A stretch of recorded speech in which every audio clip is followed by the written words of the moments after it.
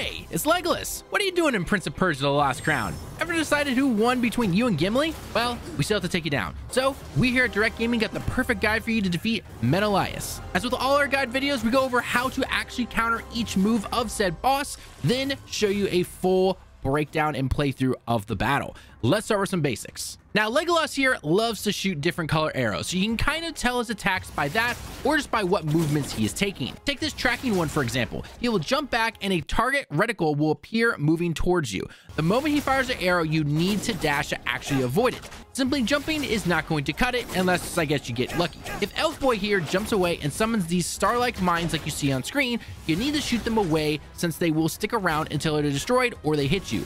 Also note, they do slowly move towards you, so you need to decide somewhat fast. When he jumps to the center of the arena, he will fire a curved arrow that will go down and loop up near the edge of the wall like on screen. Basically a U-shape, if you will. Again, dash here is your best friend to avoid it and get some counter hits in. Another arrow type are these yellow/green arrows. Now, this is not the cinematic counter opportunity like with other bosses.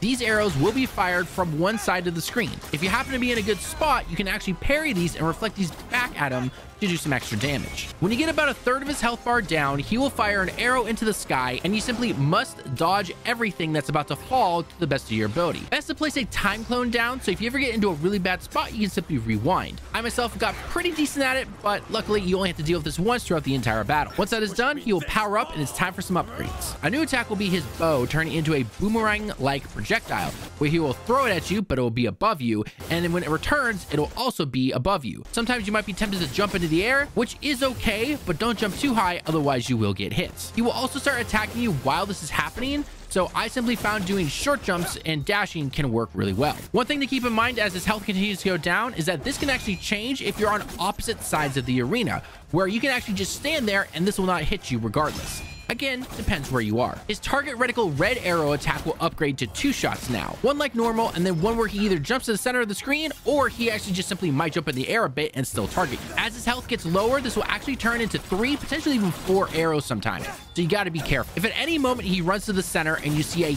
red-yellow dome that forms around him, do not attack him from the front. If you do, he will counter you and hit you with one of his big attacks, and it will hurt. He also has a basic punch that I believe is the cinematic counter that we've seen from other bosses, but it happened so fast I was never able to do it myself personally. However, you can simply slide past this and get some actual hits in to counter attack. The yellow multi-shot arrow attack will be fired twice now, which again, you can still parry back at him, and it will actually knock him down, which leaves him wide open for some counter attacks. At a third of his health, he will power up again, increasing some of his moves from 2 to 3, and so on. The ways to counter these basically remain the same, however, though, so nothing really new has to change here. His red arrows with the reticle, however, can sometimes be a 3-shot like we mentioned beforehand. However, I did find that if you happen to be on the opposite side of the map and he shoots these at you, you can simply just jump at the last minute to avoid these. No need to really dash. However, the closer you are, the more you're going to have to dash to avoid these. This can also be a great place to use your healing surge to heal up to save up on potions. Keep up the attacks until you finally take this master bowman down. Now, here's a full run of the boss fight sped up a tad to show you how to take this guy down. If you enjoy these guides, then a like on the video would be greatly appreciated,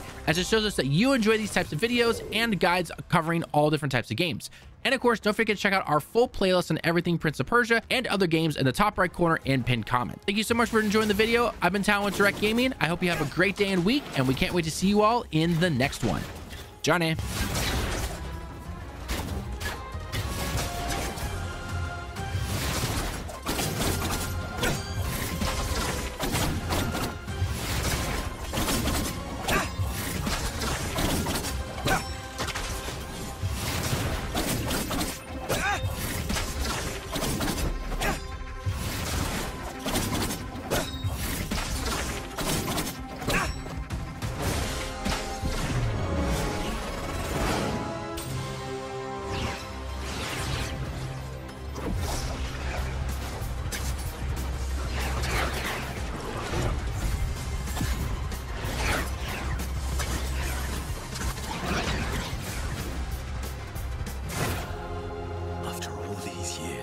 All those battles, no one has pushed me this far!